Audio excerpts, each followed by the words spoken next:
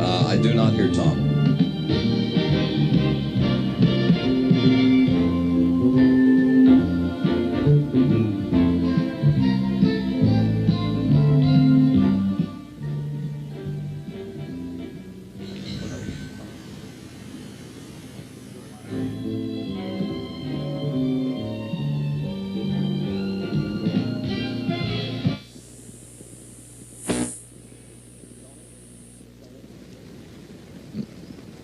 Tony? Tony? And glitches in the agreement between the United States and Iran were cleared away early this morning, and the 52 American hostages should be leaving Tehran, as I say, before too long. 444 days after they were captured. Iranian assets frozen in the United States are moving to England. And from Iran, the word is that the hostages are ready to fly. It was another long night of long-distance negotiations at the White House. We have John Palmer standing by there now. John? Yes, Tom, with just 5 hours remaining in the presidency of Jimmy Carter, things look very optimistic at this point that the hostages will be indeed free by the time Jimmy Carter does leave office at noon today. Just a few minutes ago, White House Press Secretary Jody Powell told us in the briefing room that the United States has now transferred all of the money over to the Bank of England, to the U.S. Federal Reserve account there. He said at that time that what we were waiting for is the 3 banks involved to sign an escrow agreement. There are indications now that that agreement may have been signed because there are reports that escrow account. That account will be controlled by the Bank of Algiers, and once the hostages are released, the Bank of Algiers will then free that money from the escrow account. That money will go to Iran, the hostages will be free, and then the deal will be made. Once the hostages are out, we don't know what the procedure is going to be there, but we do expect them to go to Algiers before they go to Wiesbaden, Germany. President Carter has been up throughout the night. He has not had even a cat nap, we are told. He has been conferring with his various advisors, the Secretary of the Treasury, Press Secretary Jody Powell, a number of advisors in the Oval Office, and now there is great optimism here at the White House. It's very unlikely that the hostages will be anywhere on American soil, either in an Air Force base or whatever, before Jimmy Carter leaves office. Germany that was the original intention. We're now told that what Ronald Reagan wants him to go as his personal emissary? That's true, Tom. There is kind of a scenario here. If everything works out well, the president will leave, of course, just after the inauguration of the President Reagan. He will then go to Andrews Air Force Base, where there will be a very brief military review. Then, because of all of the arrangements that have been made for a big homecoming in Plains, Georgia for President Carter, he is expected at that point to go ahead with his plan to go down to Plains for that festivity, street dancing and square dancing and what have you. If the hostages by that time are in Germany, then it is expected that the president could well take off on the presidential jetliner made available by President Reagan and fly as President Reagan's personal emissary to Wiesbaden, Germany, perhaps an overnight flight that would put him in Germany to see the hostages sometime tomorrow morning. Of course, all of that depends upon things going very well the next 3 or 4 hours and that the hostages would be freed. We have, I think, more on this story now from Bob Kerr at the State Department. Bob? Good morning, John and Tom, everyone. We have just had word in here of a news conference held in Iran by Behshad Nabavi, the chief hostage negotiator in Iran, who has told a news conference that the hostages are ready to fly and that all preparations are made. That doesn't mean this will happen right away, of course. It's contingent upon the finalities of this agreement and the transfer of the money all being completed. The final step, of course, the key will be Iran's acceptance of Algeria's confirmation that its frozen assets, Iran's frozen assets, are in escrow, ready to be made available once the hostages are free. There is some concern here, just a little bit, I might emphasize, some concern about the method of confirmation Iran will require. There is some concern Iran will demand a hand-delivered written document, which could mean a delay of a few hours. But most people here believe that Iran will do it in the quickest way possible, which would be by cable or by phone. The plan, as it was described to me here just a little while ago, is that the hostages would board 2 Algerian jets for a 7.5-hour flight to Algiers, then be on the ground there for about 1 hour, change planes, boarding a U.S. medevac plane for a 2.5-hour flight to West Germany. The State Department says as of a few minutes ago it still has not dispatched most of its hostage recovery team over to West Germany where it would meet the hostages, but that could be done very quickly. Thank you, Robert. Bob Kerr at the State Department this morning. John Palmer standing by at the White House, and they'll be there throughout the full 2 hours of today in case there are any late-breaking developments, as we expect there may be. Once again, it was a busy night in Algiers. That's the negotiation center for all three new dealings between Washington and Iran and Algeria. But in Tehran, we're told, the mood was far different. We get that story narrated from Steve Mallory in London. The Algerian intermediaries were relaxed this morning. Doctors at their hotel for coffee. The doctors who had examined the American hostages yesterday. The meeting was casual. Sign of urgency. No one in a hurry. Algeria's ambassador to the United States, Reda Malik, who leads the delegation, talked openly about the negotiations. The chairman of Algeria's National Bank, Mohammed Mustafa, seemed to agree with what Malik had to say. What we overheard seemed to indicate the Algerians were tired, frustrated, and annoyed by the recent events, that they looked forward to a resolution. Many times they said, Inshallah. Arabic means God willing. After their talk, the mediators left the hotel, not saying where they were going. At Tehran's Mehrabad airport early this morning, armed guards patrolled around this Algerian 727, one of the aircraft that may soon take the American hostages out of Iran. Airport officials have been told not to give information to reporters, but a member of the Algerian crew, still at his hotel at midday in Tehran, said he still hadn't been advised when they would be leaving the country. Steve Mallory, NBC News. As we have been saying, once they get into the air, the plan still is for the hostages to be flown to Frankfurt, West Germany, and then transferred to an American military hospital in Wiesbaden. We have Richard Valeriani standing by this morning in Frankfurt about the preparations there. Richard?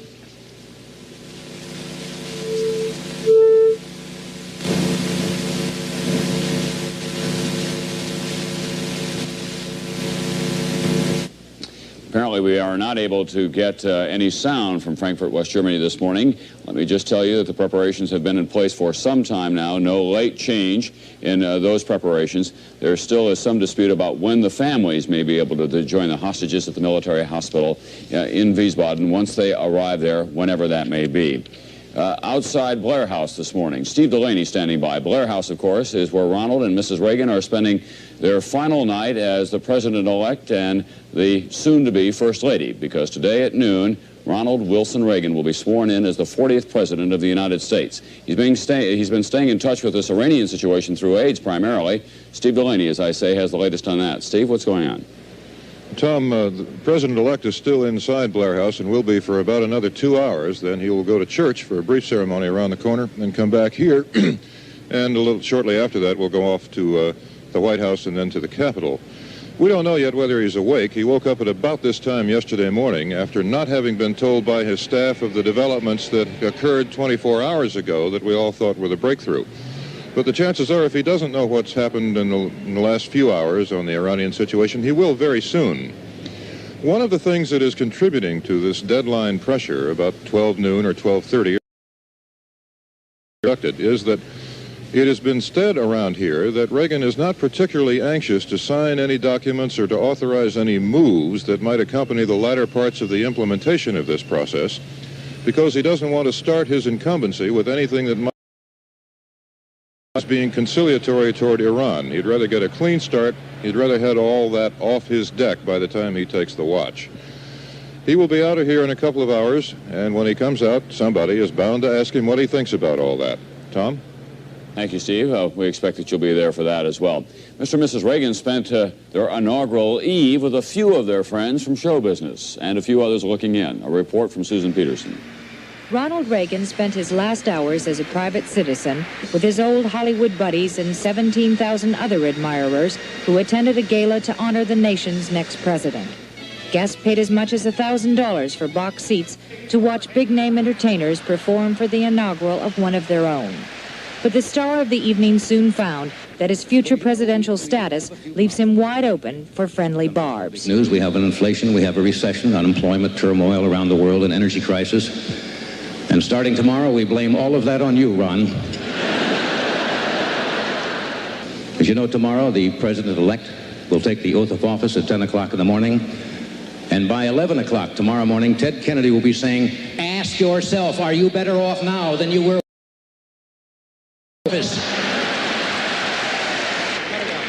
Afterwards, the Reagans came on stage to thank the performers, especially the one responsible for bringing them all together, a man Mr. Reagan called Francis Albert. Almost every day for a long time now, people have said to Nancy and myself, well, has it really sunk in?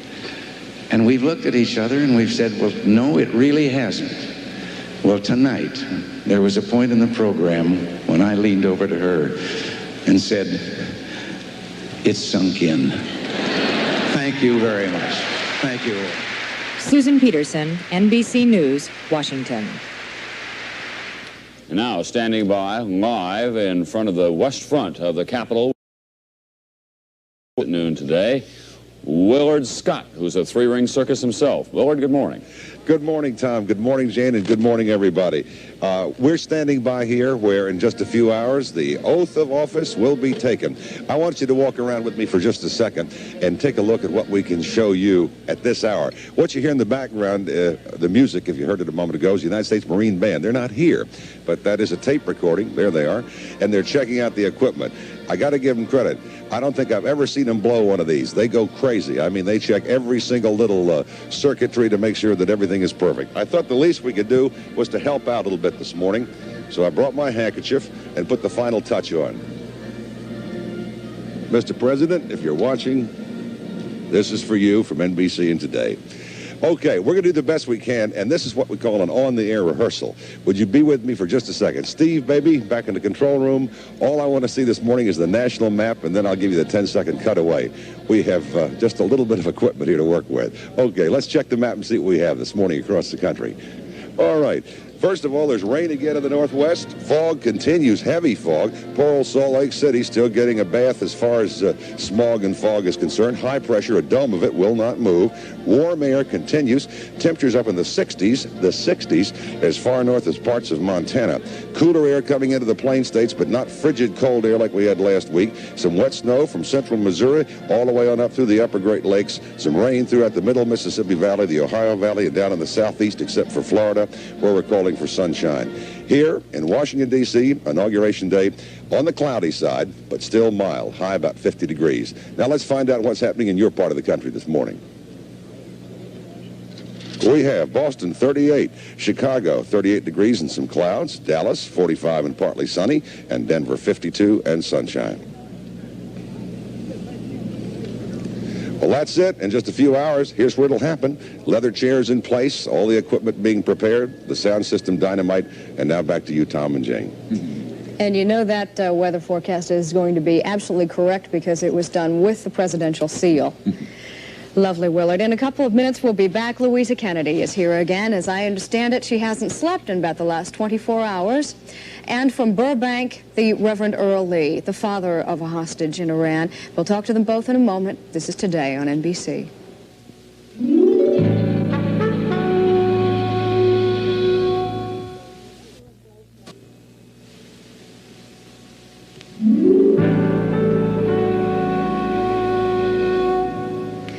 Another day has gone by and the hostages still have not left Tehran, or a more positive way, I guess, to look at it is another day nearer to the day when the hostages will come home. With us again this morning is Louisa Kennedy, who is the wife of hostage Moorhead Kennedy. She was with us yesterday morning when we were, well, all but certain that come this time we would have better news than we have now, though we're still hopeful. And in Pasadena, California, the father and mother of Gary Lee, who is also a hostage, the Reverend Earl Lee and Hazel Lee. And good morning to you as well. Let me begin with Mrs. Kennedy, if I may. You have been up all night, not merely listening to the radio or television for news, but much closer. You were at the State Department all night long. Catherine Keogh and I spent the night in the Operations Center. And you said it was quite a dramatic night. How so? I would say so, yes, in as much as it began to look between 3 and 4 as if everything was on the road. The decisions had been taken, the initialing had begun again, and there seems to be agreement, generally speaking, on all, well, definitively speaking, Now I think what we're waiting for is all of this to be transmitted to Tehran and taken to the foreign ministry there. You here yesterday, as we said, expecting that yesterday might have been the day. Your optimism doesn't, to me, appear to have waned in the least. In fact, you look perhaps more confident today than you did yesterday. Jane, let me say that almost any negotiation of this kind is going to run into snags. I think the fact that this one has been so highly publicized, it's so emotional, and everybody hangs on every single development with an almost intense fury, that I think it takes it out of the perspective that you really should keep it in. I mean, as I say, any negotiation of this level is complicated, and it is going to run into snags or glitches or what have you. So it's fairly normal in that sense. Reverend Lee, Mrs. Lee, how did you spend the last 24 hours? Comfortably or excitedly? Were you, well, how was it? I'd say rather guarded excitement when we really come to it. We've had 3 hours sleep, I think, and only for NBC would we get out of bed at this early, and for Gary. And incidentally, it's happy birthday to my wife. This is her birthday. Wouldn't it be great if we got the news? Happy birthday to you. Yeah, we hope you get some terrific news on this birthday. Reverend Lee, you're wringing your hands. Is that nervousness from television now? Thank you, Jane. I'll take care of that problem. My wife has been accusing me of that now for some time. That will never happen again, I promise you. What good spirits? You are obviously in very good spirits this morning. Yes, it's a good day. Your patience is not wearing thin. Do you know, are the other hostage families bearing up evidently as well as you are? Do you know? Well, the only one we check with and know is, of course, Pat, Gary's wife back in Falls Church, Virginia. And she has been trying to help us to be patient, and we have been trying to help her. I think yesterday was a day of cautious waiting.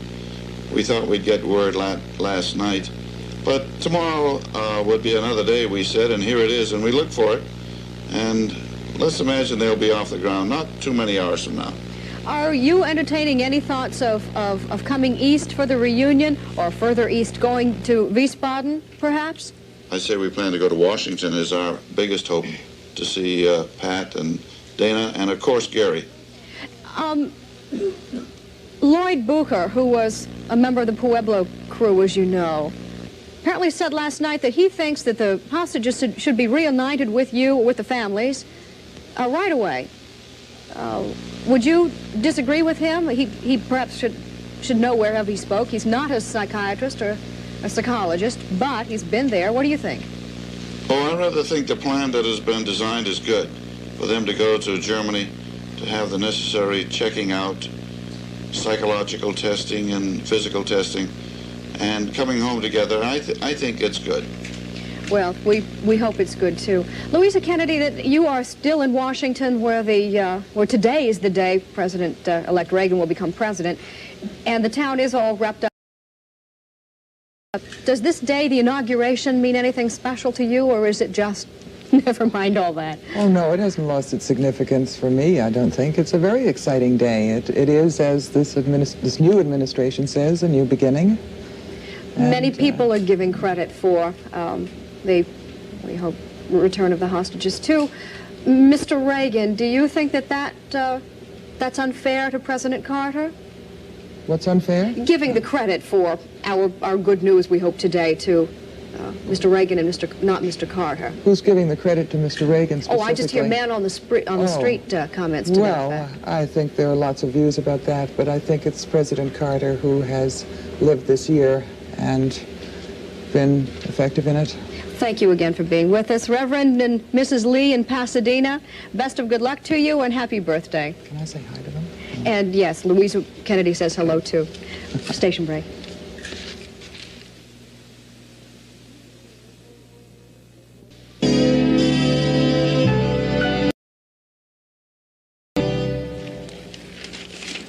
Good morning, everyone. Dawn over the nation's capital, specifically over the west front of the Capitol building in Washington, D.C., and there you can see final preparations for the inauguration of Ronald Wilson Reagan as President of the United States.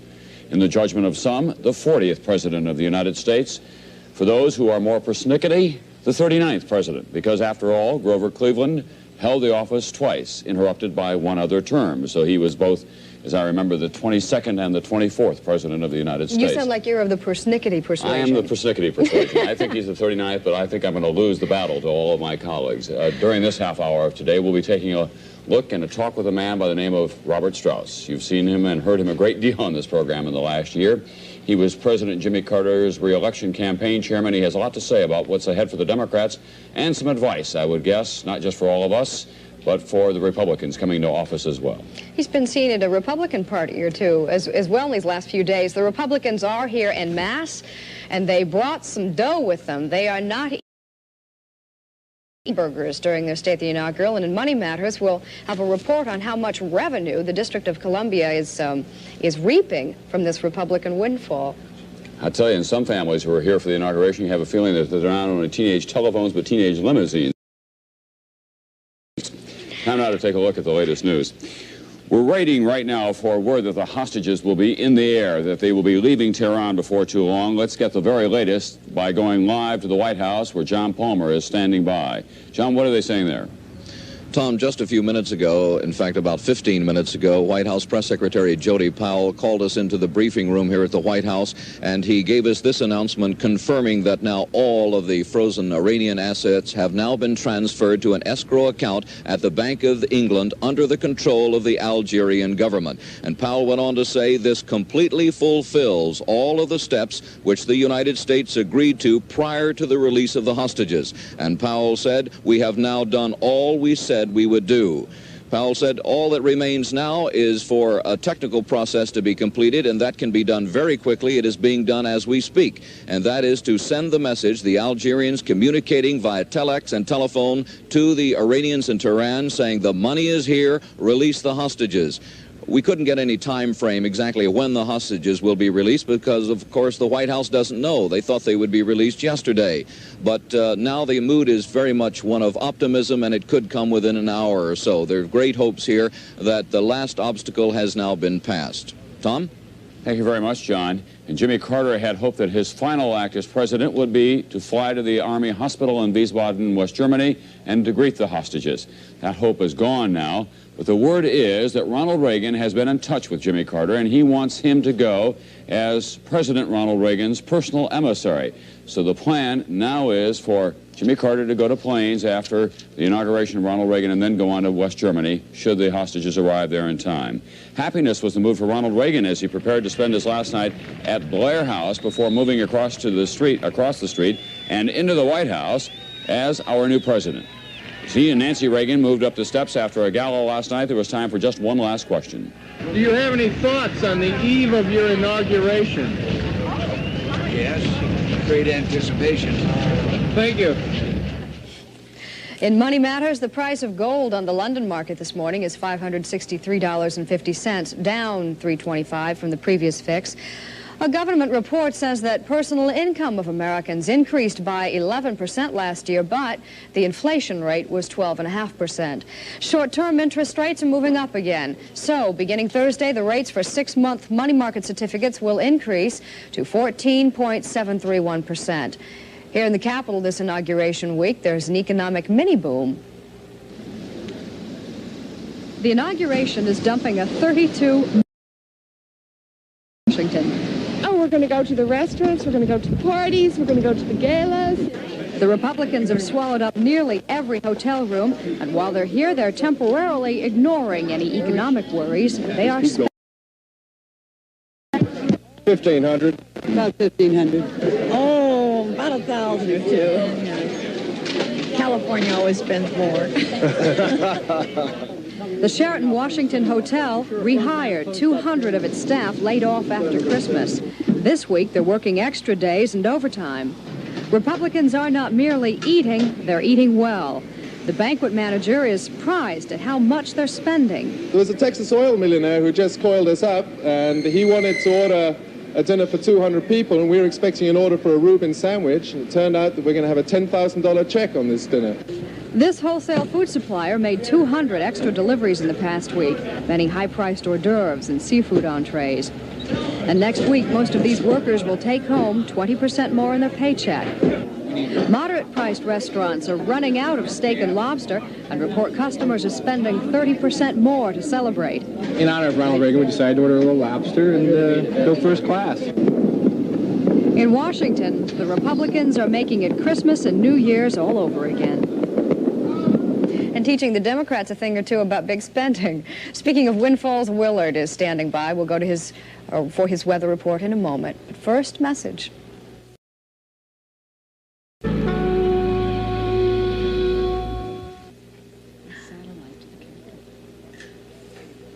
Jane, we're standing by at the Capitol of the United States, Washington, D.C., at the Capitol building. This is where it's at, as they say. And, Jane, this is a piece of souvenir inaugural wood that I bought for you, and it's all going to come back to the Today Show just for you. Let's check the weather and see what it's like. Actually, some sunshine here in Washington this morning, a little bit. It's supposed to be cloudy and about 50 degrees when comes time for the inaugural address right here at the Capitol. Let's check the map and see what we have this morning. See the temperatures, a little cooler air dipping down over the Great Lakes down the middle Mississippi Valley, but not bad, not like the cold front we had last week. Generally speaking, outside of some fog in the west, Salt Lake City still got that smog and fog, a dome of high pressure, warm in the west, rain in the northwest, showers in the southeast, some showers in the middle Mississippi Valley, snow from Missouri on up to Chicago and the upper Great Lakes, but mild in the northeast. Now let's check and see what's happening around the country this morning. We have New York 41 and partly sunny, St. Louis 47 cloudy, Phoenix 70 and partly sunny, and Miami 73 and partly sunny. And that is it. It's not a bad day at all. If it just holds off a little bit, we might even have some sunshine by 12:30. Now back to you, Mr. Foreman's favorite First Lady. Thank you, Willard. Sportsman of the Week is brought to you by the Bell System Yellow Pages, reminding you that your public telephone is the easy way to call as soon as you can. Here's Bryant. We come from the ranks of active coaches and players. But since this January 20th is kind of special, I think it appropriate that we vary from the Tuesday norm and turn our attention to the man of the hour. So far this morning, he has been analyzed and hailed as president, governor, leader, and family man. So a moment now to examine Ronald Reagan as sportsman, in fact and fiction. It would be nice to say that Ronald Reagan captained his Dixon High School football team and was its star. Nice, but not true. In truth, he was an offensive guard, an undersized guard at that. Later at Eureka College, he lettered in football and swimming, sports he turned to because he was too near. Still, he got involved with baseball in the early 30s by recreating Chicago Cubs games on WHO radio in Des Moines, Iowa. By the late 30s, he had gone from the press box to the playing field as a star who broke training at VMI in the movie Brother Rat. 2 fourth-classmen were reported absent from the room at midnight inspection last night. One of them was apparently in Mr. Randolph's cot. What about the other? Gentlemen, are these new cadets to be punished? Or are the truly guilty parties willing to take the penalty? Colonel Ram, one of them was in my bed. The other one was in mine, sir. Thank you, gentlemen. You both report to your room under arrest. But, sir, the game. I'm sorry, but that can't be considered a question of discipline. You should have remembered the game last night, Mr. Crawford. I'd explained the whole situation to the coach. 2 years after Brother Rat, Ronald Reagan exchanged the diamond for a gridiron and went from VMI to Notre Dame as the legendary George Gipp in the movie Newt Rockney All-American. He was the famed Gipper Pat O'Brien asked the team to win one for. He was fast, elusive, tough, consistent. In the movie, the classic All-American, on and off the field. I'll never be but or anywhere else. He's given us something they don't teach in schools. Something clean and strong inside. Not just courage, but a right way of living that none of us will ever forget. By 1952, Ronald Reagan had put George Gipp and Newt Rockney long behind him. He was, in fact, back to talking baseball, albeit with different intent, to Rhonda Fleming. How do you know? Because I'm in charge of this party. Oh.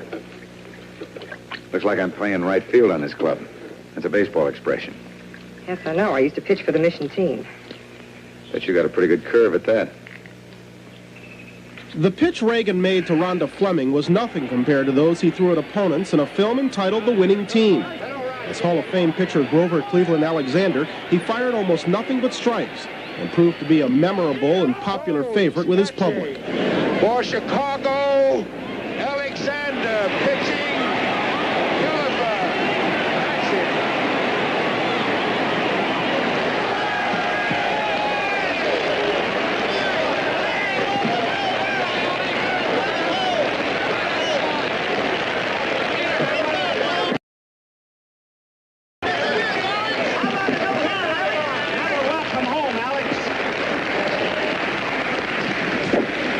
Remember you, don't they? You've given them something to remember, Alex. Although Ronald Reagan was a more memorable sportsman on film than in life, the same cannot be said of his vice president. George Bush captained a Yale baseball team that finished second in the College World Series. Years from now, when Congressman Jack Kemp, an ex-Buffalo Bills quarterback, runs for president against Senator Bill Bradley, an ex-New York Knicks forward, their sports exploits may be headlined again and make for a better sports story. But for the moment, they are overshadowed by a good feel, no-hit college baseball player and an undersized high school football lineman, who on this day have combined to make the winning team something more than just the title of another Ronald Reagan movie. The Today Show will continue right after these messages. 15 before 8 o'clock right now. Just to bring you up to date on the Iranian situation, all the hitches and all the glitches have been cleared out of the way, and we expect that the hostages will be flown out of Tehran momentarily, but still no word that their airplane is in the air. Our next guest this morning, I know that you'll recognize here on the Today program. For a long time during the course of the campaign, people thought he was on the staff here. He was appearing so much. It's Robert Strauss, who was President Carter's campaign chairman. He will be around Washington in the coming administration, as he has been through many administrations. Mr. Strauss, you were in touch with the president last night, I'm told. You talked to him? Yes, I was with the president last evening around 7 o'clock. Yeah, what was his frame of mind? Frustrated? Oh, I think a bit frustrated. The president was calm and determined, and I guess he knew he was going to be up all night again. Was he upset that he was not going to be able to greet the hostages as President of the United States? Well, the President doesn't show. I'm sure inside there was some turmoil, but he didn't show. He was quiet, he was in good humor, and he was firm, and altogether I'd say he looked like a man at peace with himself. Looking forward to going back to Plains? Well, I don't know. I wouldn't say. I don't think one enjoys leaving the White House and going anywhere. But he's accepted the fact he's going back, and he'll go back in good grace and good style, in my judgment. You are a partisan, a Democrat, a man who ran Jimmy Carter's campaign, but you're also a great conciliator around this town.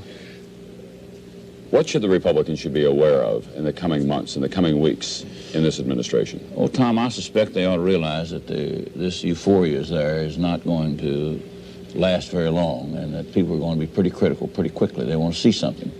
What's happened to me that makes my life better, and they want to see that quickly, and so they ought to move fast, and they ought to move strong and decisively, get as much done as they can, as quickly as they can, and see if these programs they've stood for, number one, they can put in place, number two, if they'll work. The country has a right to see that, and we all have an obligation to help them, I think, where we think they may be on the right track.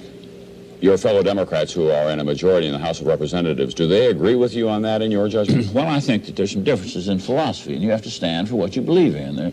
But generally speaking, I think that the administration is going to get a full measure of cooperation. And that doesn't mean that this is a two-party system. It served this country well.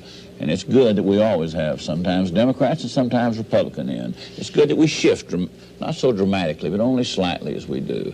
And it's good that we have a responsible dialogue. The two-party system isn't mentioned in the Constitution, but it's a part of this government almost. It serves this country well. How much do you think that the Democrats should spend in the next 18 months or so repairing the damages from the loss of the Senate and the loss of the presidency and getting what a lot of people are calling a new unified agenda? Well, I think this. Number one, we ought to forget about the presidency for the next couple of years. We ought to concentrate on the 82 campaign. And I think we will do that. And we've been talking about that. I was with Speaker O'Neill yesterday for a while. We talked just about that. We ought to concentrate on that. We ought to articulate what we stand for. And we ought to do it clearly, where the country will always have a choice. Do you think that the era of the New Deal Democratic Party is now thoroughly dead? Oh, I don't like labels. I think there's a difference between Democrats and Republicans. I think it's an important difference. I think it's good they're Republicans. I think it's good they're Democrats. As I said, the process serves us well. And I think you'll see, you know, I remember when, after the Goldwater defeat, we said that the Republicans were through forever. And after the McGovern defeat, the Democrats were through forever. So things are never as bad as they seem or as good as they seem. Things will be well in this country, and I wish the new president well. This is a great day for he and Vice President Bush. It's their day. I wish them well now and in the future. Thank you. Bob Strauss, who is with us once again today, and after one of his appearances during the course of this last campaign, called me on the telephone. We began to have a little argument about what he said on the air, and he said to me, he said, Brokaw, I've taken that program of yours and that boyish little face, and I've given it real maturity. You ought to be grateful for that. 11 minutes now before 8 o'clock, back after a station break.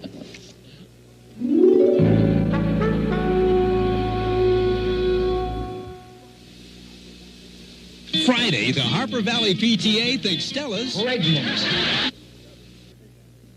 A Southern tradition. The premier spring and summer bridal showing this Saturday at 1 in the Hyatt Regency Ballroom. Presented by Modern Bride Magazine and Cass Nunat. Do news stories ever make you mad? Do you have a point of view no one's expressed?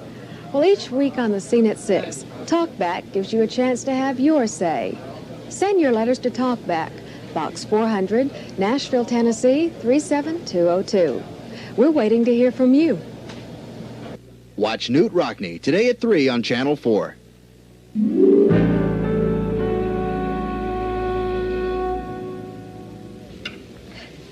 Well, people have been using all kinds of available transportation to come to Washington for today's inauguration festivities. I've been told there are something like 400 limousines borrowed from New York City alone. But if you really want to travel right, Eric Burns has some thoughts for you. It sounds almost as if we're getting into an Amtrak commercial here, but this is actually a tale of two trains, one of which left Plains, Georgia 4 years ago, the other of which left Terre Haute, Indiana just 4 days ago.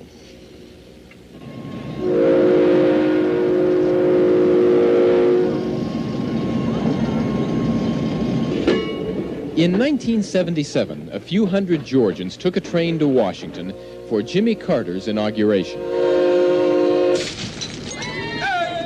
In 1981, a few dozen Indianans took a train to Washington for Ronald Reagan's inauguration. The differences in the trains suggest the differences in the administrations. For instance, the Democrats rode in a plain old Amtrak train, which they called the Peanut Special, whereas the Republicans rode a 50-year-old car called the Erie 400, which used to be the private property of J.P. Morgan, and has brass chandeliers, walnut walls, marble sinks. The Democrats paid $260 apiece for their train ride. The Republicans, $750 apiece. For hors d'oeuvres, the Democrats had 275 pounds of peanuts. The Republicans, marinated asparagus spears wrapped in prosciutto. We are grateful for the privilege of meeting here this evening as free Americans on our way to a historical event in our nation. The foods that followed these sentiments were vichyssoise, shrimp bisque, filet mignon with béarnaise sauce, potatoes d'or. J.P. Morgan would certainly have approved. He would also have approved of the sentiments that followed the food. I've been precinct committeeman, and I worked awful hard for Ronald Reagan and George Bush, and I'm so thankful that they're going to go in Tuesday. I know where you stand politically, but I've got to know how you feel about the fact that we're lurching back and forth all night, all the way to Washington. Are you going to be able to take all this? We don't feel a thing. This is great. The great feeling of going to Reagan's inauguration. It's a great way to become close. There's a reason that you folks don't feel a thing, but it doesn't have to do with politics. They call themselves pachyderms, these wealthy Republicans from Indiana, and sometime Saturday night, rolling through West Virginia, they added a new member to the group, to his great surprise. So we have for you tonight, and we have created you an honorary member of the Pachyderm Club of Terre Haute, Indiana. I thought you guys were going to pour a bucket of ice over my head. No, that's something that I'm sure you shall cover the rest of your life. I'm now an honorary Republican? Just a Pachyderm member. That don't mean you're a Republican. Now, for the initiation. Well, now that's where the bucket of ice comes in? You have to show your trunk.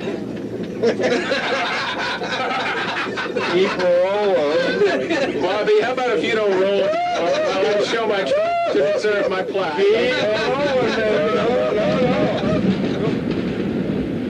The Erie 400 pulled into Washington early Sunday morning. The Republicans exhausted from a night of partying, and the new pachyderm not having revealed his trunk.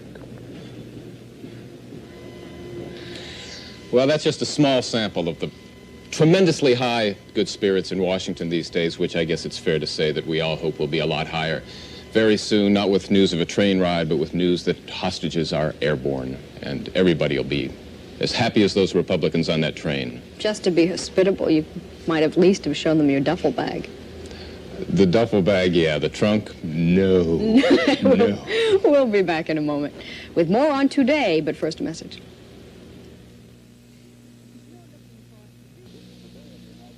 This is the day of the inaugural parade, of course, and then tonight, the inaugural balls. They're always an important part of inaugural week in this country, as you will see in this inaugural moment on Today.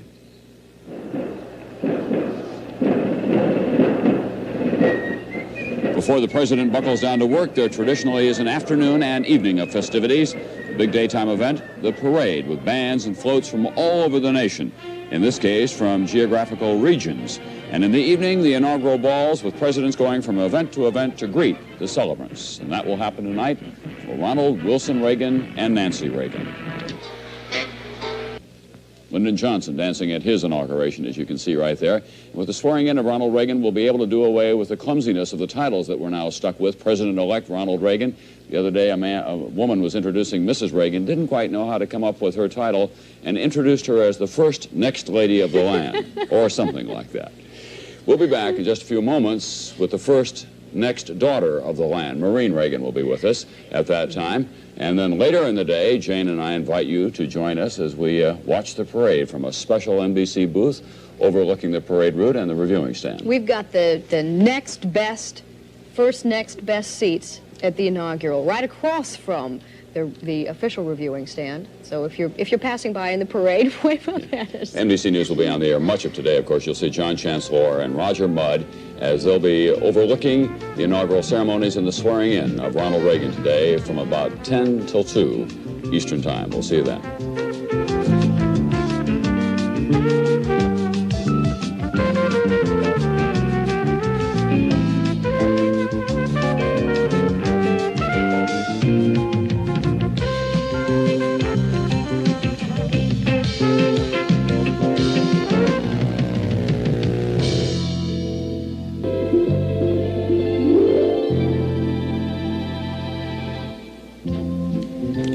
Good morning, everyone. You are looking at the White House.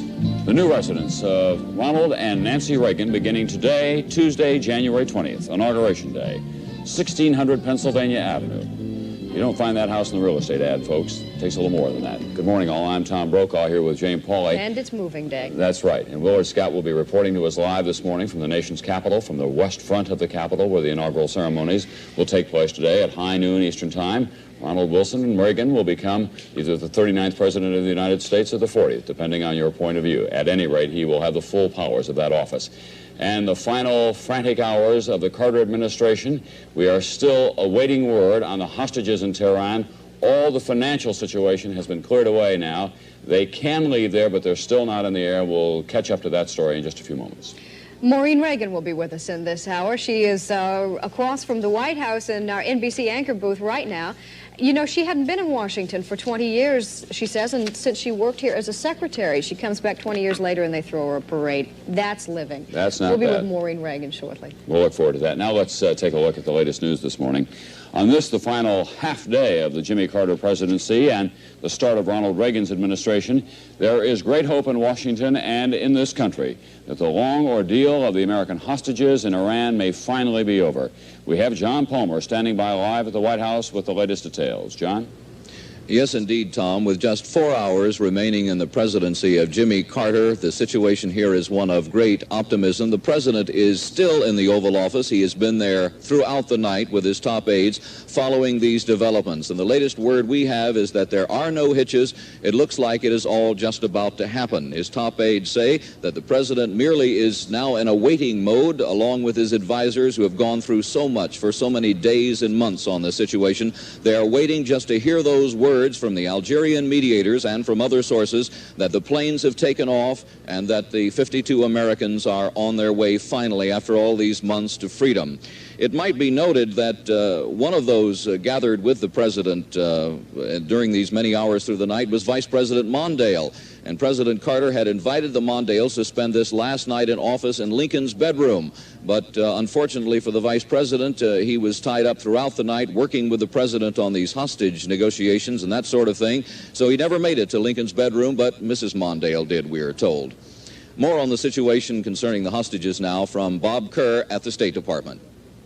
Thank you, John. Good morning. Pretty much in line with what you've just reported, a spokesman here now says we are watching the airport in Tehran for developments. The British news agency Reuters is now quoting the airport officials there as saying the 2 Algerian jetliners due to carry the hostages are expected to fly out later today. The airport officials there say the hostages were brought to the airport overnight, then taken away, but that they are due back soon. Iran State Radio has broadcast another interview with Iran's chief hostage negotiator, Nabavi, who says he confirms the transfer of assets and says the hostages will be released as soon as the money is deposited. Not long ago, Iran's Pars news agency began transmitting an official government statement on the release of the hostages, but suddenly interrupted that statement. Once again, lots of signs that some sort of action is imminent or may be imminent. The plan, as it was described to me earlier this morning here, is that there would be a 7.5-hour flight the hostages would take to Algeria. There would be about a 1.5-hour stopover there, and then a 2.5-hour flight to Algiers aboard a U.S. medevac plane. So if it all begins relatively quickly, and we all hope it does, then the full and final transfer and release of the hostages could be completed before President Jimmy Carter leaves office sometime just after noon today. Back to you, Tom. Thanks, Bob. By the way, Iran says that all of the hostages have been examined by Algerian medical doctors who pronounced them in good shape. We have a report on that part of the story from George Lewis this morning. The Iranians released footage of 12 of the hostages. Most of them were shown being examined by a team of Algerian doctors. According to reports from Tehran, the doctors were asked to certify that the hostages were fit to travel. Included in the footage, Marine Sergeant John McKeel of Balch Springs, Texas, Philip Ward of Culpeper, Virginia, Stephen Lauterbach of Dayton, Ohio, Elizabeth Ann Swift of Washington, D.C., one of 2 female hostages, Charles Jones of Detroit, the only black in the group, Navy Lieutenant Commander Robert Engelman of Hurst, Texas, Marine Sergeant Stephen Kirtley, Little Rock, Arkansas, Barry Rosen, Brooklyn, New York, William Keogh of Alexandria, Virginia. Other hostages shown having a meal together included Bert Moore, Mount Vernon, Ohio, Marine Sergeant Paul Lewis, Homer, Illinois, and Marine Sergeant Kevin Hermaning, Oak Creek, Wisconsin, the youngest of the 52 hostages. George Lewis, NBC News. With me now this morning is Dr. Graham Spanier. He is a dean at Penn State University. He's a member of a task force that's been looking at the possible reaction of the hostages once they get out of captivity and get to Wiesbaden, West Germany. I guess the first question is it really necessary for them to be isolated for 7 days from their family? Do you think that's a good idea? Well, I don't think there's anything magical about the 7-day period in particular. There may need to be some variability in that, and I think the State Department has planned to evaluate that time limit as it moves along. But I do think it's important for the hostages to have a period of time in which They can have their health examined, their nutritional status considered, to deal with the problem of jet lag, to learn about what's been happening in the country while they've been gone, as well as to learn a little bit about their families before they return. We have been treating them as an individual unit. After all, these are 52 individuals, and ought we not to take that into consideration as well? Yes, I think that's a very important point. Of course, it's very difficult to design a reentry program in 52 ways, so I think what you have to do is come up with one plan and then evaluate that plan as necessary on an individual basis once you learn what some of the particular problems of the individual hostages might be, whether any of them have any special medical problems, and also what their own preferences and family situations are. All right, we have Richard Valeriani standing by in Frankfurt today with, I believe, one of your colleagues, yes, who's already there and in place. Dick, are you there this morning? Good morning, Tom. Yes, and with me is Dr. Charles Figley of Purdue University. Dr. Figley, why are the families not here? Well, because the State Department felt very strongly that the family should be kept away, primarily because there may be a difficulty in terms of the reentry program. I'm getting feedback in terms of that, so it's difficult to hear. One of the major things, I think, is that the families would be frustrated not being able to see them, and thus, as a result of that, they would frustrate the program. I think one of the main things is that the State Department feels very strongly that the family should stay in America, primarily because if they join the hostages, it may disrupt the program. So they think, the State Department thinks that it would be harmful to the hostages if the families were to come here. Yes. Right. Now what happens if the families simply show up? Well, I think it says a lot for the sensitivity of the State Department that they have provided accommodations for them if they do show up. A number of families have stated publicly that they plan to come. You have dealt extensively with the families. Do you expect some of them to be here then? Without a doubt. It's the position of the task force, however, that if it's either all the families come or none of the families come. We feel that some of the hostages getting off the plane that are greeted by their own loved ones, those that aren't greeted are going to suffer, are going to wonder why their families aren't. Do you think the families are going to resent the presence of an American official, such as even President Carter, when he's no longer president, if he comes? I think many of the families feel ambivalent about that. They want, on the one hand, they want the hostages to know that the country appreciates what they've gone through, and an official statement to that effect, to let them know that they've done their duty, that they've been good Americans. On the other hand, the families feel that they want to be first in line to greet the hostages. They appreciate the program that's been designed, but they don't want politicians in front of them. But again, that's not universal. Some of the families feel that way. How do you think the families are doing right now? They're up again, waiting for the No, they're not up again. Release of the hostages? No. I think many of the families, those that I've spoken with, and I think that generalizes to most of them, they're kicking themselves now for getting excited. I think that for many of them, they felt duped into getting excited, being hopeful, because before they were sort of blocking out all these possibilities. When the release was imminent, then they started getting excited. Now, I think that they're some of them in a state of depression, feeling hopeful, but really not convinced that this crisis is over until they land here in Germany.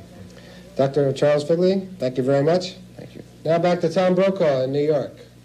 Thank you. Any problems with that, Dr. Spanier, what he was saying? Any differences? No, I think I agree with him. The one thing that it's important to point out is that there's a tremendous degree of variability between the hostages and with their family situations. And I think one thing that the American people need to remember in trying to be sensitive in their return is to realize that they are individuals, they will react differently. Some of them will be very eager to participate in parades and community celebrations. Some of them may be reluctant at first. Some will value their privacy tremendously. Others will want to be open with the media. And we need to be prepared for this kind of difference in their reactions, and when it doesn't maybe meet with our expectations of what we would like to see, to be able to understand that and to care about them then as we have over the past 14 months when they were captives. Dr. Spanier, thank you very much. Good advice, I think, for all of us in almost any situation for that matter. And Dr. Figley in Frankfurt with Dick Valeriani, thank you.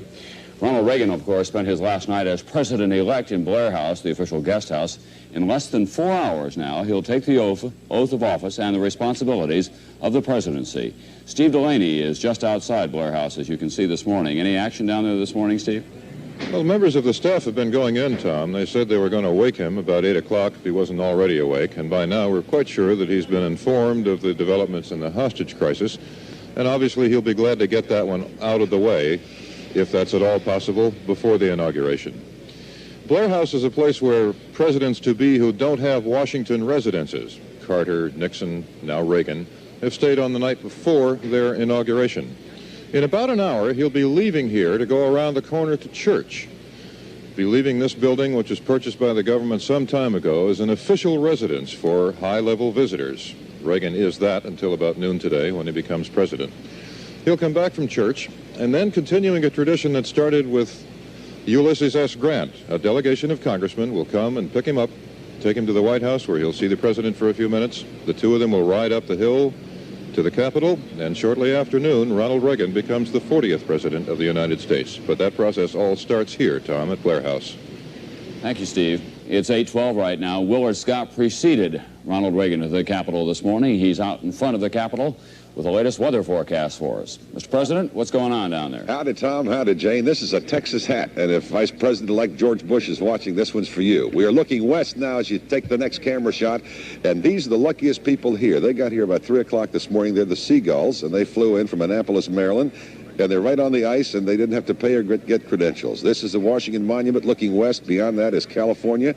Their favorite son, Ronald Reagan, will be here where I'm standing in just about 3 hours to take the oath of office. They're vacuum cleaning now and getting things in shape, putting the blankets out. Weather across the country. Here in Washington, sun is out now. Hope it'll stay through noon. High of about 50 degrees. Temperatures you see across the country. The big rain spots today in the northwest down through northern California. Showers in the southeast. Some snow from Missouri up through the middle Mississippi to the Ohio Valley. Mild and sunshine in the northeast and cooler and very nice from the Dakotas all the way down into Oklahoma. Now let's check and see what's happening in your part of the country this morning. We have San Diego 70 and sunshine, Albuquerque 50 sunny, Atlanta, Georgia 50 and rain, Washington 50 cloudy. That's it. That's all from right now. See you all later, partners. Here's Uncle Tom's. Thank you, Willard. First time that a weather set has ever been used 3 hours later to swear in a president of the United States. 8:14 right now. Back in just a few moments. Jane talking with Maureen Reagan. She may have a political future of her own. First, this is Today on NBC.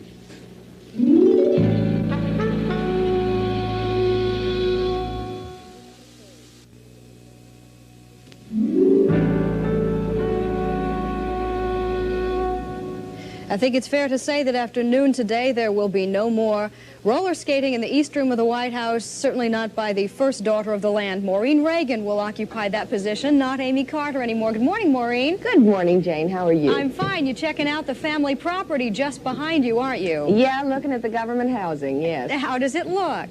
It's not too bad. Is it true, Maureen, that you haven't been in this city, Washington, D.C., in 20 years? Not for any length of time. I've been here a couple of times very briefly. 20 years ago, what was the occasion? You were working here, weren't you? I was working here, yeah. As a matter of fact, I remember the inaugural about 20 years ago. We had several major snowstorms that month, one of them just before, and most of us ended up walking home because people couldn't get their cars out, and they sort of left them in the middle of the street. The streetcars couldn't run, the buses couldn't run. You must admit we brought lovely weather for this one. That was the Kennedy inaugural, wasn't it? Yes, it was. You're celebrating a little more enthusiastically 20 years later, aren't you? That's true. Yes, as a partisan, I wasn't a part of that celebration. A rather serious question, if I may, Maureen. You are the most political of your father's children, and you are his eldest daughter. Is there any possibility that you might ever be used, say, in a hypothetical situation like the hostage situation? Would your father ever send you as an emissary to see the hostages, for instance? That's only as an example. Might you be used that way? Well, I think that there are certain things that you know, you do or you don't do. I wouldn't anticipate something like that. If he ever asked me to do something, I'd be delighted to, but it's... you know, I'm not sitting around looking for a job. Well, I hear you are sitting around thinking about a job, though. There has been talk, and we've spoken of this before, that you might run for the United States Senate from California. Governor Jerry Brown is talking about that now, too. Are you beyond the thinking stage yet? No, we've been a little busy getting ready for this small, intimate gathering of thousands or millions today, and everything else has been put on hold. Your father said last night at the gala that after weeks of being asked by people, has it sunk in, that at some point during the program it sank in. Do you know at what moment it struck him, it hit him? Well, I think it was just the whole program, but if I had to take a bet, and I haven't talked to him since then, but if I had to take a bet, I would say it was when Jimmy Stewart and Omar Bradley came on the stage. Either that, or what about Charlton Heston pointing out the direct lineage from Washington, Madison, Adams, Lincoln to Reagan? Well, it could have been that, too. You have your bet and I have mine. I'll try to find out for you. Has it sunk in for you yet? Well, yes, I think it has, but again, there is such an anticipation and such a tremendous opportunity for all of the people in this country and for leadership change right now that it just feels so right that I guess I just say, okay, yes, that's the way it is, right. Where will you be spending this evening? Will you be moving into the White House along with the family tonight as well? No, we thought we'd let them have the honeymoon cottage to themselves. You might be spending time there, mightn't you? I mean, it wouldn't be unusual to see Maureen Reagan more often now in Washington than in the past. Well, one has to drop by and check up and make sure the family's okay. Yes, we'll certainly do that. You, in your role as a businesswoman in your export business, is it fair to say that you have been not in an adversary relationship with the government, but an adjunct? How would you define it? Well, we work in the private sector to recruit U.S. companies into export trade, to sell more U.S. products to other countries. The government has many programs, but government by its nature is a reactive force, and problems have to be solved a whole lot faster than most anything as large as a government can react. Even in the Reagan administration? In any administration. And there are things that are better done in the private sector, and not that we don't work with the government, because we do, but we feel that the impetus for programs, especially for export trade, should come from trade itself, from the private sector.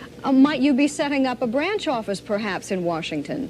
Well, I don't know that it's necessary to have a branch. I'm sure that that we will, in time, as we would have in any administration, have representatives in Washington, because it's very important that you deal with it. We've set a goal of 10,000 new companies into export in the next 2 years. That's a lot of people to deal with. You're marrying in June. Will it be at the White House? Well, it'll be sometime between now and the 4th of July, and it'll be in California.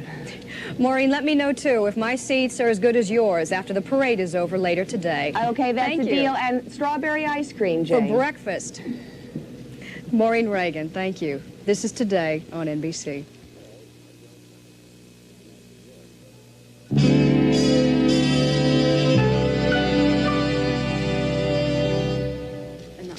Hi, everybody. 8:30 on this inaugural morning. It is January 20, 1981. We just saw a picture of the White House where they have been up all night long, and we are now told that the hostages could be released at any time. All the frozen assets have been transferred to the proper banks in England. We have John Palmer standing by live at the White House this morning with the latest details as they have been described to him down there. John?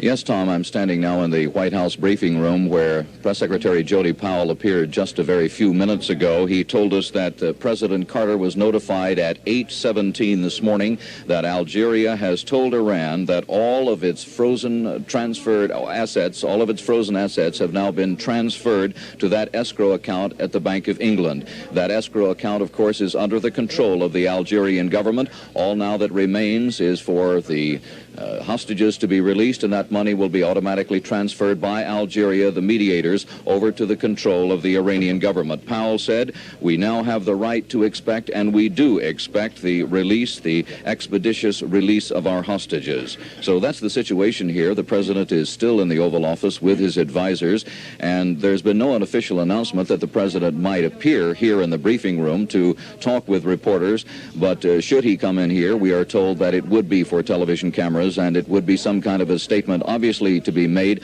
only after the hostages have cleared Iranian airspace, after it's very clear that they are indeed free. So we will be standing by here in the White House briefing room, waiting for that appearance of President Carter, but again, we could not expect it to occur until after it is well confirmed by the Algerians and other sources that indeed the hostages have left Iranian airspace and are on their way to absolute freedom. Now back to Jane Pauley.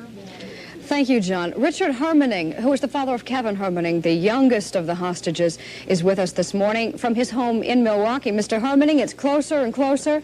How is it in the Hermaning household this morning? Well, we are getting a lot closer, and as we now know that the funds have been transferred and everything is go, it should be a matter of hours or minutes, but the time keeps shortening.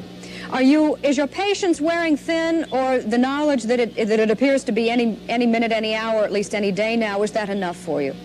That's enough for me, because I've been waiting for 3 days now, and my patience has been good throughout this whole 444 days, so we'll make it.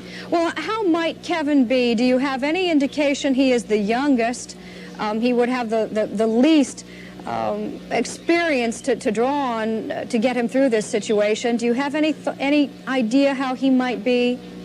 Well, I think he'll come out in very good condition. He says that he's very well physically and mentally than he's been in a long, long time, and we shouldn't worry about him at all, so he'll be all right. President Carter, apparently, as a citizen, Carter will be going to see the hostages when they do arrive in Wiesbaden. Would you like to be there? Has your family been among those who, at least in the last few months, have thought, to heck with the State Department, we want to be there? No, I'm not among those families. I'm going to wait until he comes back to the Washington area, and that's where our family will greet him.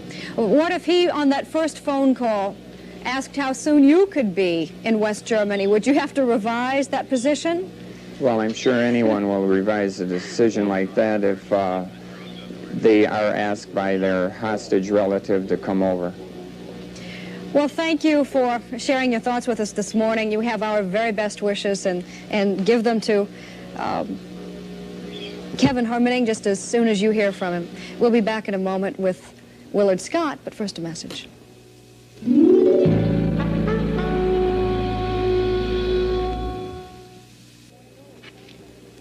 We're in good hands this morning. Willard Scott's down at the Capitol. Hey, Willard, did you know that there's going to be a band in the parade named after you?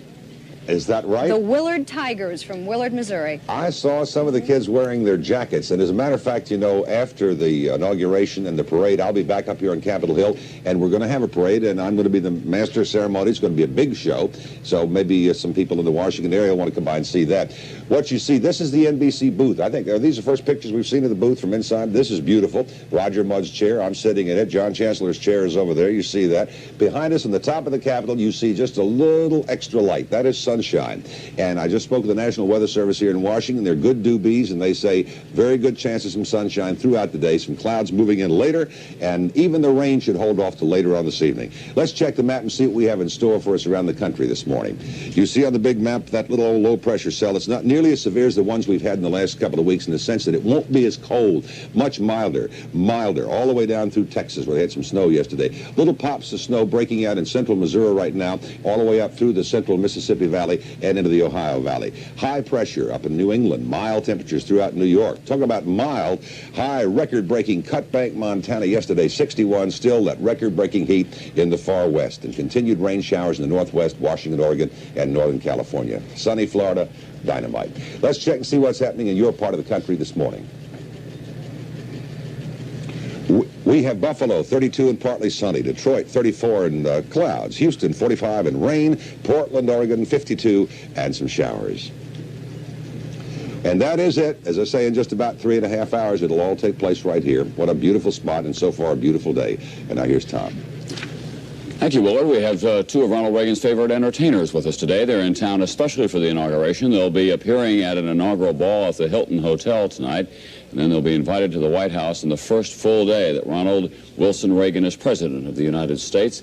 I'm talking about Glenn Campbell and Tanya Tucker, two of the hottest singers in the country music scene these days. A real You appeared at the convention last summer. Things went well, opening act, so they invited you back. Right. Yeah, have you ever appeared at an inauguration before? No, I haven't. That's my first time, and it was a great show. Yeah. You're going to sing what tonight? Traditional Tanya Tucker, Glenn Campbell fare, or right. will there be something special for the new administration? Oh, it'll be a lot of special things. A lot of special things. Yeah. We're nominated for a Grammy this year, which was a surprise to both of us. But we'll be doing that, Dream Lover, and I'll be doing all the traditional Jimmy Webb, Glenn Campbell songs. Do you think that the tastes of the country will change in terms of what they want in music as a result of the changing political scene? Do you think it'll have any effect at all? No, well, I've told Tanya, I've predicted that I think music is going to get back to the really traditional American, what I call folk pop music, you know. The basics. I think, you know, we monkeyed it and twisted it and discoded so much in the 70s. I think there's going to be a nice subtle change for the 80s, you know. Is Ronald Reagan a country fan? Oh, yes, he is. Definitely. It makes 2 presidents in a row, as a matter of fact, who like country music. Well, you know, Ronald Reagan, I think, likes all different types of music. He's I think he's got a great ear. Yeah. He does. He's got a good hole in it, too. Yeah. That's right. Let me ask you what it's like for 2 people who grew up on the country music scene to suddenly find yourself in the spotlight on you in Washington, D.C. for the inaugural festivities, the President of the United States asking you to come sing at his inauguration and then appear at the White House as well the first full day that he's there. Can you describe for us how that strikes you personally, Tanya? Well, I think it's really a privilege. I don't think it's all hit me yet. I think I'll go back home and then, wow, look what I did, look what I got to do. I think it's a real privilege, and I'm very honored to be here, and very honored that Mr. Reagan would have us here. I think it'll all hit me when I get home, though. Glenn, you've been a big star for a long time. A lot of nice things have happened to you over the years, but yeah, they have. This is just another happening in the life of Glenn Campbell. That's all. Just another mere bag of shells. No, I'm kidding. You know, last night, Mr. Reagan, President-elect Reagan, he said Nancy said, has it soaked in on you yet? Has it hit you yet? What is really going on tonight? And he said during the show last night, which was so great, he said he looked over at Nancy and says, it's sunk in. Yeah. This is really happening to us, and that's really the way I feel about it. But I think he's like us, though. He's not affected, and he still he's a very has things that really to be impressed and to be honored, and I think it's still people that say they're not impressed. I don't know whether they have any soul anymore or not, because I still get impressed by meeting certain people and getting asked to do certain things. Mr. Reagan's a very humble man. Have you known him well for a very long time, Glenn? No, I'd met him when he was governor of California, or even before that, a long time, you know, right. in L.A., but I haven't seen him, I bet, for probably 4 or 5 years now. Yeah. I'm anxious to see him. Would you like to come back and play the White House sometime? Yes, I would. I think it'd be wonderful. Because I think I know Glenn. President Reagan has his total support. I'm sort of a newcomer to politics. I never have been involved too much, but I'm learning more and more. I came and played the East Room it was a salute to agriculture for President Nixon when he was in office, and it's really a lot of fun because you got a captive audience. Yeah, you got them there. They're pretty well behaved when they're there as well. I know. That makes a big difference. I played a jockey's ball one time. I got a standing ovation and didn't know it. Let me ask you about the kind of music that you're most identified with, the country scene, which is really taking off, isn't it? I mean, yes, contemporary country is the kind of the hottest sound around. It's doing quite well these days. I call the whole of America country music. It's like, I know a lot of the radio stations now, they're getting around to, they're playing Neil Diamond and they're playing Mel Tillis. And it's like I call it, just the whole broad spectrum of what I call American country folk music, you know. And I'm so happy that it's happening because I think anybody that the labels, I like to see all kinds of music transcend the labels, you know. If I'd known Rhinestone Cowboy was going to start all this cowboy stuff, I don't know if I'd have cut it or not. Well, you're the authentic guy. I think it's wonderful. Like last night, we saw the gala last night, the show. Yeah. And to have Sinatra on the same stage with Mel Tillis and Charlie Pride, yeah. I think it's wonderful. Pretty good combination. Tanya Tucker and Glenn Campbell, speaking of pretty good combinations. Nice to have you with us this morning. Oh, thank you. And we hope that your end of the inaugural festivities goes, well, harmoniously tonight. Right. I think it will. Okay. Thumbs up. That's right. All right. We'll be back right after the station break.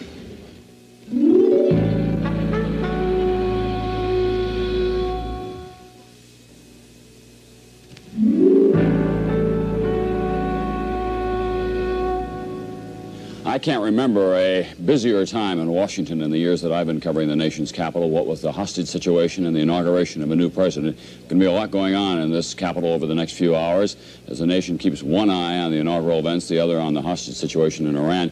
We have a number of live reports from various locations around the city this morning. You'll be seeing these people beginning at 10 this morning Eastern Time. Roger Mudd and John Chancellor will be anchoring NBC's coverage, then Jane and I will be along with the parade beginning at 2. We have a lot of correspondents scattered around the city as well. Chris Wallace now at the inaugural site. Chris? Tom, the workers here on the presidential stand are doing what you or I would do just before the company sweeping up, fluffing up the pillows. But in about 3 hours, everything will be ready. And at high noon, Ronald Reagan will be sworn in as the nation's 40th president. Standing out here on the presidential stand, you can understand why the congressional leaders moved the inaugural ceremonies from the East Front over here to the West Front, looking out on a magnificent vista across Washington, the Washington Mall, and off in the distance, the Washington Monument. The people who are standing out there in a couple of hours will hear an inaugural address from Ronald Reagan that is said to be fairly short, about 15 minutes, 2,000 words. And we are told that it will be lofty in tone, philosophical, and not a specific list of actions that the president will take. After the ceremony here, Mr. Reagan will go inside for a luncheon, then about 2:15 drive down Pennsylvania Avenue to the White House where he will watch the inaugural parade. That's the story here from the presidential stand. Chris Wallace, I am sitting here in the cheapest seats along the parade route, the $15 bleacher seats. These are the reserve seats, the cheapest ones along the route, and those who have reserve seats will have Boy Scouts from around the country ushering them to their seats. Here in this reviewing stand, it is Troop 725 from Melrose, Massachusetts. That's suburban Boston. There are $25 seats further along, and also the high-priced $100 seats just across from the presidential reviewing stand on Pennsylvania Avenue. Now, Ronald Reagan said he wanted his inaugural parade to be short and snappy, and it probably will be. Although more than 600 units applied to be in this parade, only 31 bands and 29 horse units were accepted. But those horses will probably not need their special slip-proof shoes, the shoes with which they were fitted for ice and snow, because the weather is simply amazing. It is warm here, so warm that we don't even need our coats. An amazing day for January in Washington, and a wonderful day with which to watch a parade. And in the reviewing stand, where the president-elect will, or overlooking the reviewing stand, where the new president will be watching that parade, here's Judy Woodruff. Just after 3 o'clock, the presidential motorcade will arrive at the south entrance of the White House, the side you cannot see. President and Mrs. Reagan will leave their car. They will walk through their new home for the first time as its occupants and emerge on the north side for the short walk to the presidential reviewing stand, which you see behind me. 4 years ago, President Carter ordered it built at an angle so that marchers and TV cameras could have a better view of the White House. This year, it sits directly in front. It measures 40 feet by 80 feet. It holds about 300 people. And in the presidential box will be about 30 Reagan family members and friends. The Reagans will spend about an hour in the reviewing stand watching the parade until it ends, and then they will return to the White House, where NBC's John Palmer is standing now. Well, Judy, this, of course, is where the Reagans will end this very long, grand day, the inauguration day. They will come here tonight, of course, to spend their first night in their new home, the White House. Actually, they won't be sleeping here tonight because they will be arriving here well after midnight after they have attended a series of inaugural balls. We expect the Reagans to come up this driveway in about an hour and a half or so for that 30-minute or so chat with the outgoing Carter family.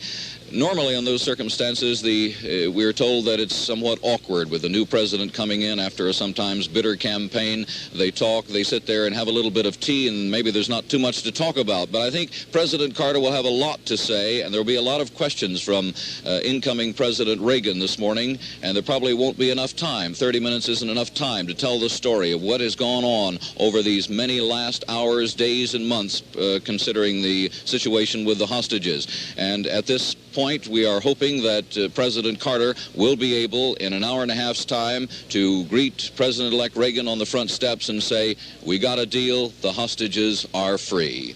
That's the situation at the White House.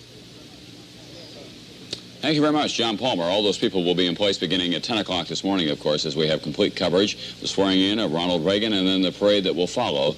And we'll be on the air between 10 and, well, until it ends. And we'll be back on Today right after this word.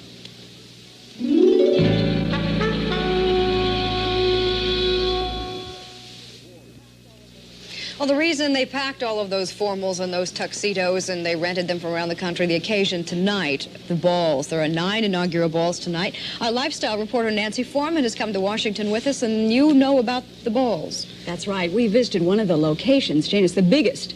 The Pension Building is truly an amazing piece of architecture, and it has quite a history. These photographs you're going to see are from the Smithsonian Institution. The Pension Building, completed in the late 1800s, was built to distribute benefits and pensions to Civil War veterans.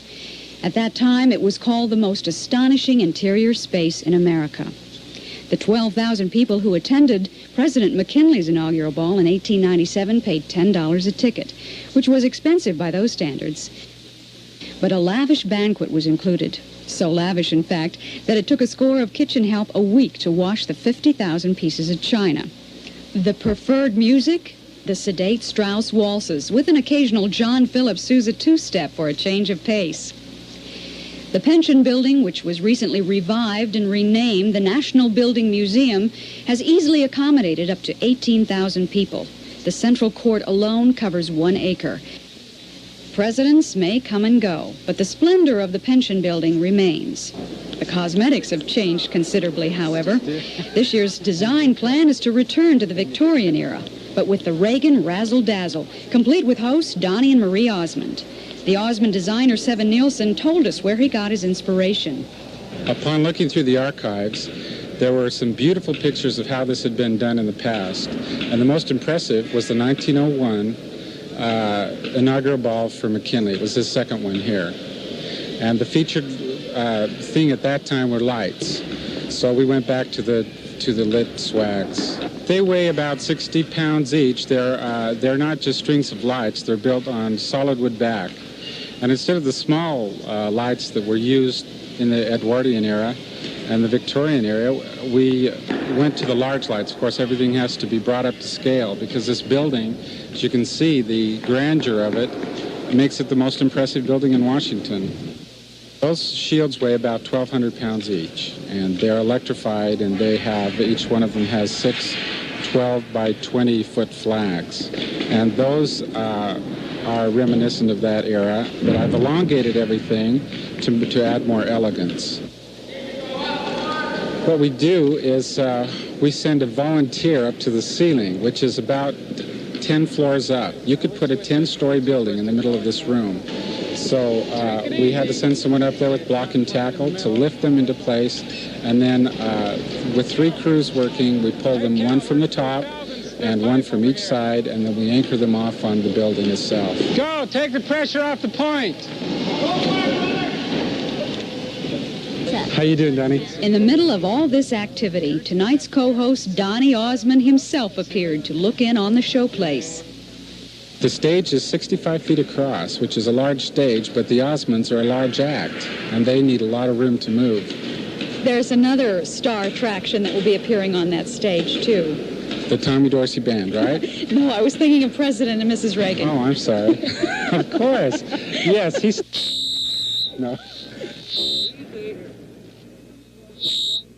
President Reagan joins past presidents who have celebrated their inaugurations in this historic structure.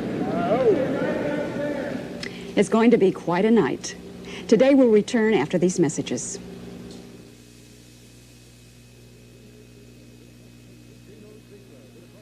Gino's Pizza, with a crust so crisp and tasty, you can't believe it's frozen. Are you sure this is frozen? Gino, do you swear to tell the truth?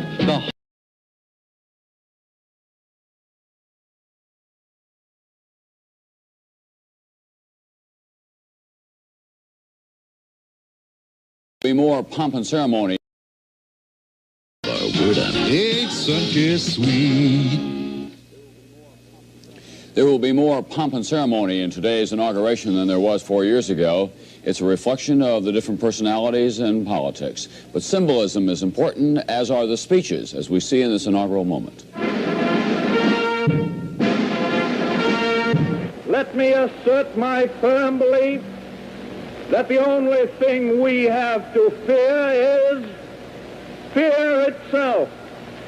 Democracy is based on the conviction that man has the moral and intellectual capacity as well as the inalienable right to govern himself with reason and justice.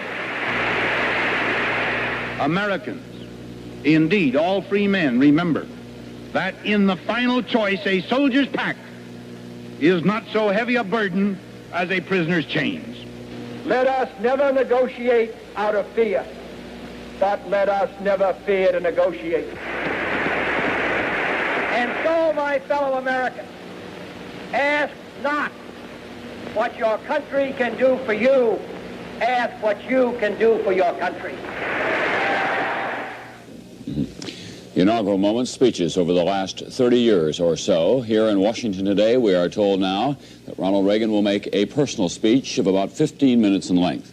What we're wondering, of course, is whether he will make any reference to the hostage situation, which as yet is not finally resolved. All the frozen assets that belong to Iran have been transferred to an escrow account in the Bank of England.